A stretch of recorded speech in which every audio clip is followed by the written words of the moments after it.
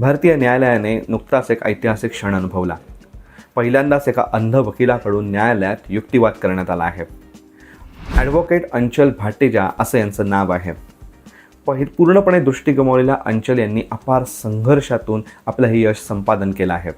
Board परीक्षा होण्याआधीच त्यांनी संपूर्ण दृष्टी गमावली, पण त्यांनी हार न मानता ऑडिओ बुकच्या सहाय्याने परीक्षा देत पहिल्या CLT अंध CLT परीक्षार्थी म्हणून त्यांनी नॅशनल लॉ स्कूल बँगलोर येथे प्रवेश मिळवला आणि आपलं शिक्षण पूर्ण केलं.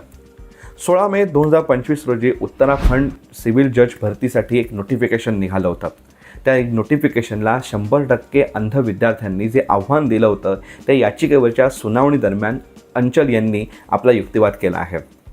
आपल्या भावना, या क्षणाबद्दलच्या आपल्या भावना व्यक्त करताना त्यांनी आपल्या संमिश्र शब्दात आपल्या भावना व्यक्त केल्या आहेत. त्यांना म्हटलं आहे की मला अभिमान आहे, मी आज ज्या ठिकाणी उभी आहे, पण मी पहिले नसते तर बरं झालं असतं.